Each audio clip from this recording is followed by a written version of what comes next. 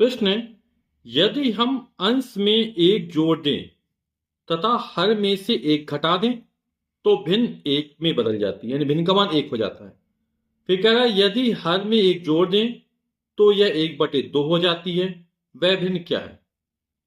तो हम मान लेते हैं, माना कि वह भिन्न x/y है, जिसमें भिन्न में x क्या अंश है और y क्या है हर। तो भिन्न का अंश हमने स्मॉल x माना, हर स्मॉल y माना, तो भिन्न हो जाएगी x/y, अंश बटे हर के फॉर्म में हो जाएगी। अब कंडीशन क्या है? बोले यदि हम अंश में एक जोड़ दें, अंश हमारा x है, इसमें हमने एक जोड़ दिया, तथा हर में से एक घटा दें, हर हमारा y है, इसमें से हमने एक घटा दिया, तो भिन्न एक में बदल जाती। भिन्न कितनी हो जाती? एक हो जाती, बराबर हमने एक कर दिया। क्रॉस मल्टीप्लाई करते हैं तो हो जाएगा x+1, y-1 किस में गुणा हो जाएगा? बराबर y-1।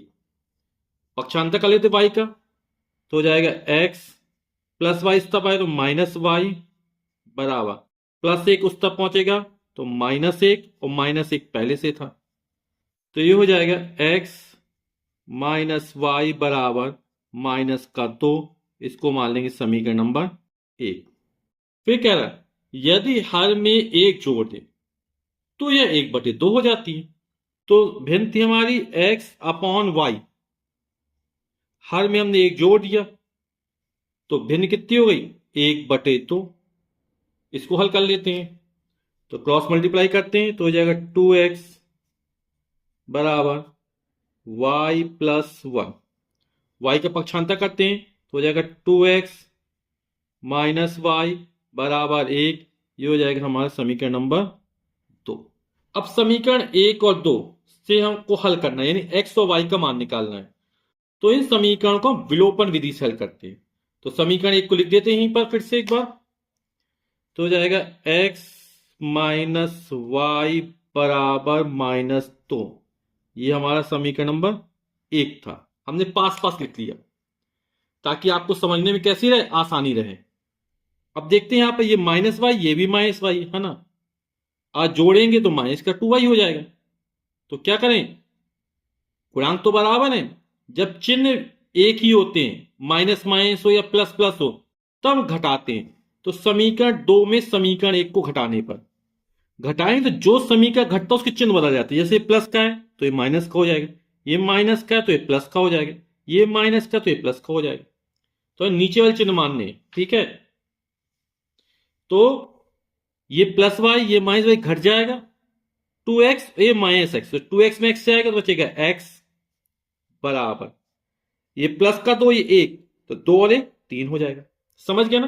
तो जो समीकरण घटता है उसके चिन्ह बदल गया, ये प्लस का 2 माइनस हो गया, ये माइनस का प्लस हो गया, ये माइनस का प्लस हो गया, तो +2 +1 प्लस का 3 हो गया, प्लस वाई माइनस वाई घट गया, ये 2x में x चला गया तो x बचा। x का मान हमारा 3 निकल आया, इसको समीकरण 1 में रख दीजिए चाहे 2 में रख दीजिए। तो x का यह मान समीकरण 1 में रख देते हैं, तो समीकरण 1 हमारा x -y, तो x किया 3 रखा, -y बराबर -2। अब y का मान निकालना तो 3 का पक्षांतर कर देंगे तो हो जाएगा -y बराबर +3 इस तरफ पहुंचेगा तो -3 हो जाएगा, -2 पहले से था तो -y बराबर हो जाएगा -3 -2 -5। दोनों तरफ माइनस माइनस कट जाएगा, या फिर दोनों तरफ -1 का गुणा कर दो तो y बराबर हो जाएगा 5। ठीक, x का मान 3 निकला, y का मान 5 निकला, तो भिन्न क्या हो जाएगी? x/y मानी थी तो 3/5 हो जाएगी। तो भिन्न हमने x/y में x का मान हमने 3 निकाला, y का मान 5 निकाला, तो भिन्न हो गई 3/5। यही हमारा उत्तर हो गया। प्रश्न दिया गया है 5 वर्ष पूर्व नूरी की आयु सोनू की आयु की 3 गुनी थी। 10 वर्ष पश्चात नूरी की आयु सोनू की आयु की 2 गुनी हो जाएगी। नूरी और सोनू की आयु कितनी है?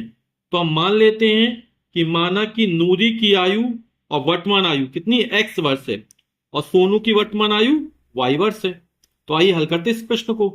तो हमने मान लिया कि नूरी की वर्तमान आयु स्मॉल x वर्ष है और सोनू की वर्तमान आयु y वर्ष है। तो कंडीशन क्या करें? 5 वर्ष पूर्व, है ना, तो 5 वर्ष पूर्व यानी क्या, जैसे आप मान लो 14 साल के हैं अभी, तो 5 वर्ष पूर्व कितने साल के होंगे, तो 14 में से 5 घटा देंगे ना। तो इसी तरह वर्तमान आयु x वर्ष है नूरी की, और सोनू की y वर्ष है। तो 5 वर्ष पूर्व क्या होगा, इन दोनों की आयु में से अपन क्या कर देंगे, 5 को हटा देंगे। तो ये हो जाएगी नूरी x-5 वर्ष की, और सोनू हो जाएगा y-5 वर्ष का। कह रहा सोनू की आयु की 3 गुनी थी, नूरी की आयु 3 गुनी थी, है ना। तो क्या करेंगे, इस तरह के पिछले बहुत सारे सवाल लगाए हैं, तो इसमें हम 3 का गुणा कर दें, क्योंकि ये 3 गुना है तो इसमें 3 का गुणा कर दिया जाएगा। ठीक है, एक बार फिर समझा देते हैं। मान लो नूरी की आयु 45 वर्ष है, सोनू की आयु 15 वर्ष है, तो ये 3 गुना 15 3 45, ये 3 गुना है ना। दोनों बराबर कैसे होंगे, जब हम इसमें 3 का गुणा कर देंगे। ठीक है, तो इसको हल कर लेते हैं। ये हो जाएगा x-5 बराबर 3 में y का 3y हो जाएगा, और 3×5 = 15 हो जाएगा। 3y का पक्षांतर करो, -5 को उस तरफ ले जाओ, तो हो जाएगा x-3y बराबर -15, और -5 बराबर इस तरफ है तो +5 हो जाएगा।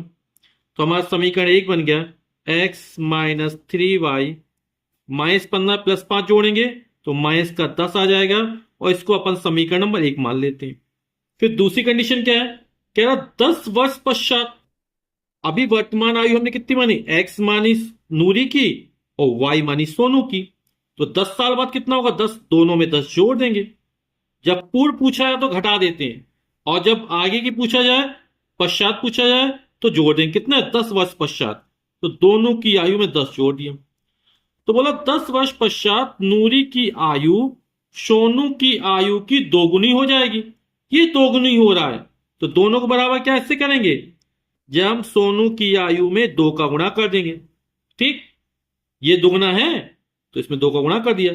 इसको सॉल्व कर लेते हो जाए x + 10 बराबर 2 में y का वर्ग 2y, और 10 दूनी 20। चार संख्याओं को एक तरफ लाते हैं तो x - 2y, 10 का पक्षांतर है +10 बराबर के उस तरफ जाएगा, तो कितना हो जाएगा, माइनस का हो जाएगा, तो 20 - 10 हो जाएगा। तो हो जाएगा x - 2y बराबर 20 में से 10 जाएगा, 10 आ जाएगा। इसको मान लेते समीकरण नंबर। तो अब इन समीकरण 1 और 2 को विलोपन विधि से हल करते हैं ना। तो समीकरण इसके नीचे 1 और लिख लेते हैं, आपको आसानी रहेगी। यहां पर देखते हैं, है ना, x इसके गुणांक तो बराबर है ना, चिन्ह समान है। जब एक जैसे चिन्ह होते हैं, प्लस प्लस या माइनस माइनस, तब घटाया जाता है, और विपरीत चिन्ह हो, एक प्लस एक माइनस हो, तो जोड़ा जाता है। तो समीकरण 2 में समीकरण 1 को घटाने पर, तो जो समीकरण घटता है उसके क्या चिन्ह बदल जाते हैं, तो हम क्या करें, घटाएंगे। जैसे ये प्लस का है, कोई चिन्ह नहीं लगा, प्लस का है तो ये माइनस का हो जाएगा, ये माइनस का है तो ये प्लस का हो जाएगा, ये माइनस का तो प्लस का हो जाएगा। हमें नीचे वाले चिन्हों को देखना है। ठीक है, तो ये प्लस का x माइनस का x घट जाएगा, प्लस 3y में 2y जाएगा, तो बचेगा y बराबर 10 में 10 जोड़ेंगे हो जाएगा 20। तो y का मान 20 निकल आया, और इस y के मान को चाहे समीकरण 1 में रख दे चाहे 2 में रख दे, तो हम 2 में रखते हैं। y का यह मान समीकरण 2 में रखने पर, तो स्मॉल y का यह मान समीकरण 2 में रखने पर, समीकरण 2 का x - 2y बराबर 10, तो x - 2 और y का मान कितना रखना, 20, तो 20 रख दिया बराबर 10।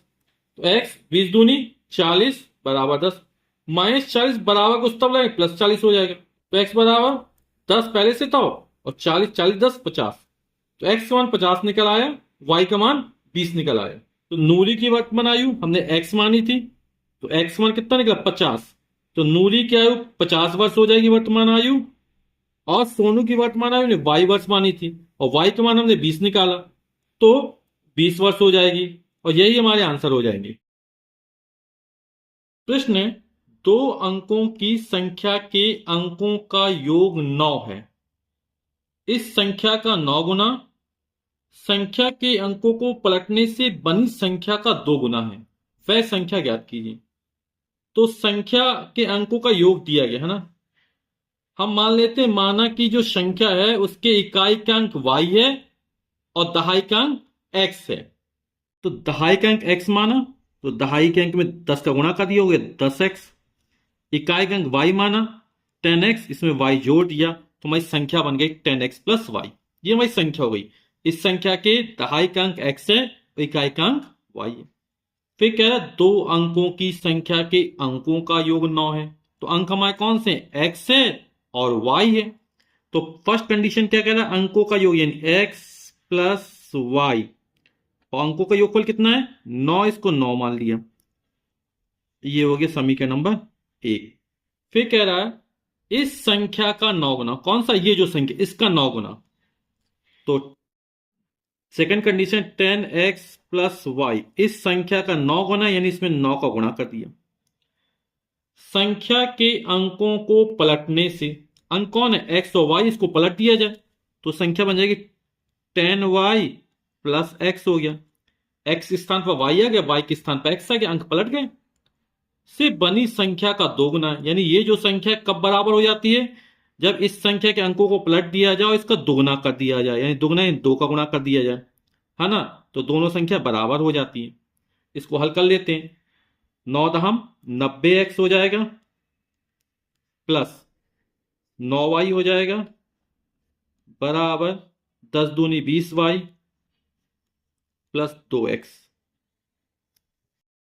90x, x का पक्षांतर करते हैं तो 90x, ये 2x इस तरफ है तो माइनस का 2x हो जाएगा प्लस 9y प्लस 20y बराबर इस तरफ होगा तो माइनस का 20y हो जाएगा।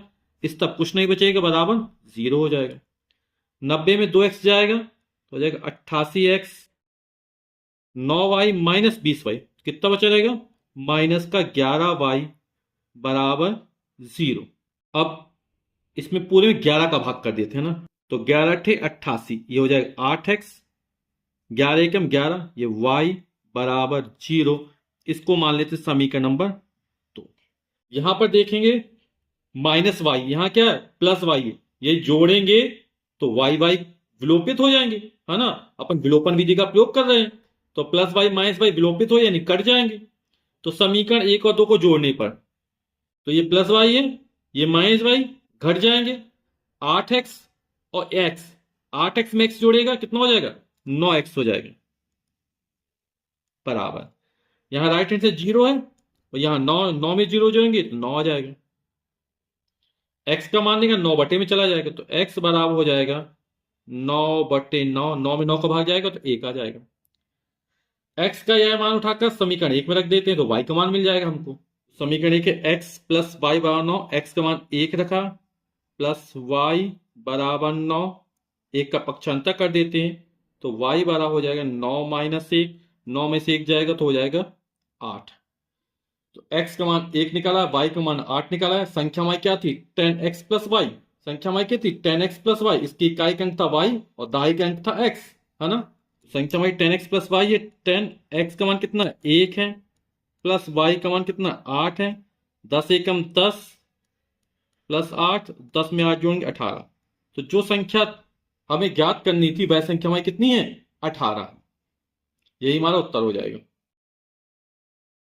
प्रश्न दिया गया हमको, मीना रुपए 2000 निकालने के लिए एक बैंक गई। उसने खजांची से रुपए 50 तथा रुपए 100 के नोट देने के लिए कहा। मीना ने कुल 25 नोट प्राप्त किए। ज्ञात कीजिए कि उसने रुपए 50 और रुपए 100 के कितने कितने नोट प्राप्त किए।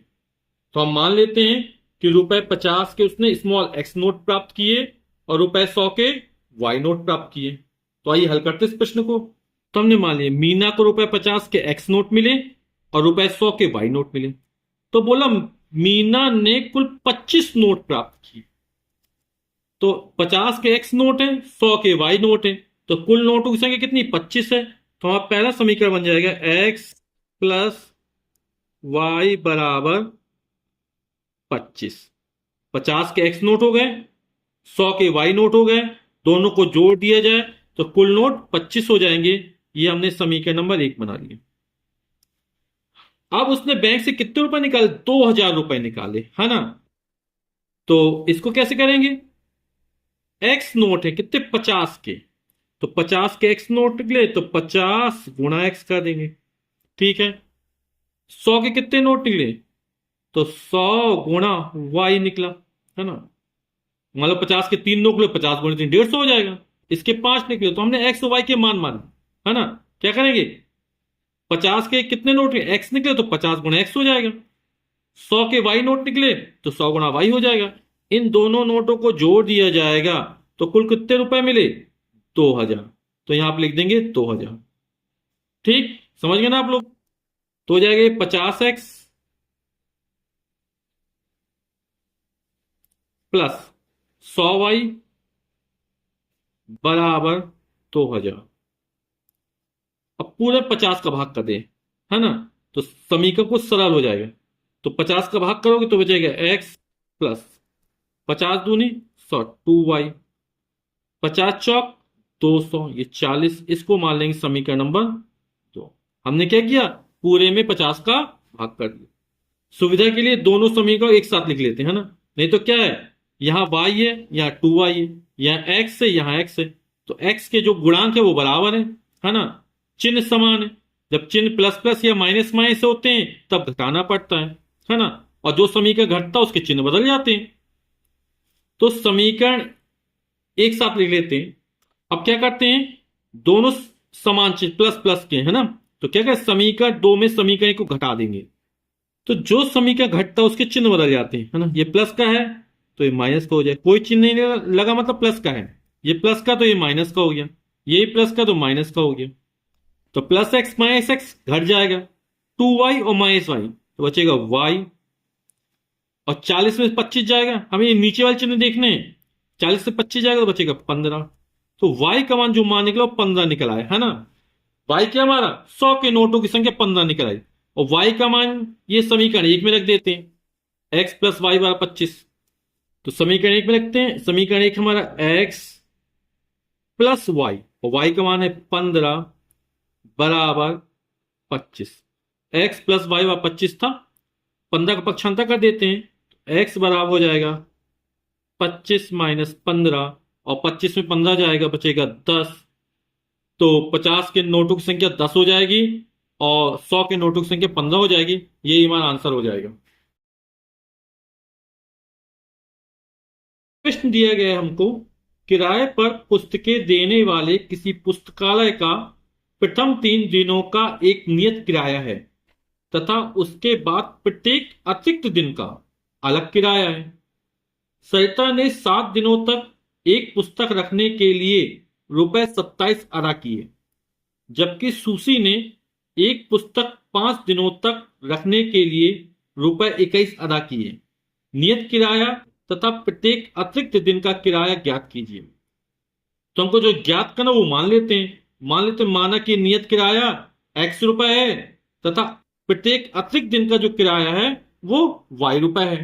तो हमने मान लिया कि नियत किराया ₹x है और प्रत्येक अतिरिक्त दिन का जो किराया वो y रुपए है। तो पहली कंडीशन क्या है, सरिता ने 7 दिनों तक एक पुस्तक रखने के लिए, है ना। तो 7 दिन रखी, है ना।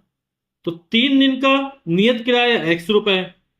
अब 7 दिन है तो 3 दिन के बाद कितने दिन बचेंगे, 4 दिन बचे रहेंगे, है ना।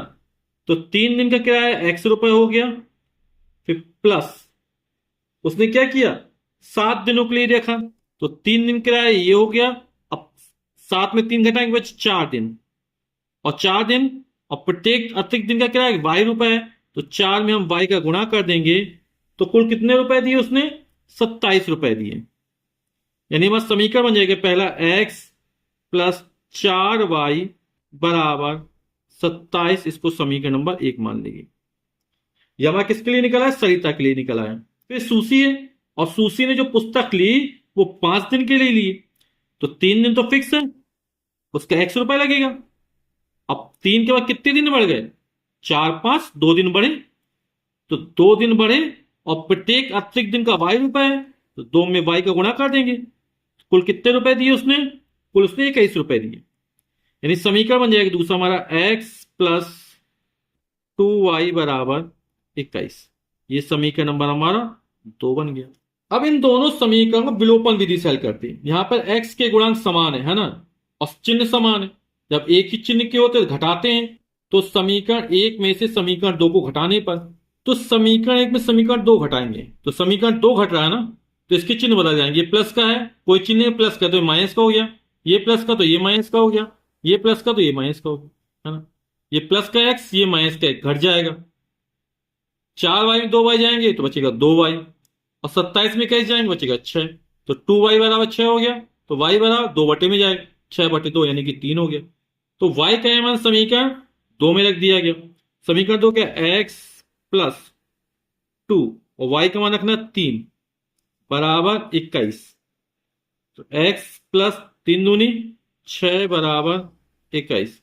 6 का पक्षांतर कर देंगे, x बराबर निकल आएगा 21 - 6, और 21 में 6 घटाएंगे तो आ जाएगा 15। तो उत्तर हो जाएगा नियत किराया। नियत किराया में कितना x माना था, x मान कितना 15 निकला, तो नियत किराया हो जाएगा हमारा ₹15। और प्रत्येक अतिरिक्त दिन किराया हमने y माना था और y का मान 3 निकला, तो जो ₹3 होगा वो प्रत्येक अतिरिक्त दिन का किराया हो जाएगा, और यही हमारे उत्तर हो जाएंगे।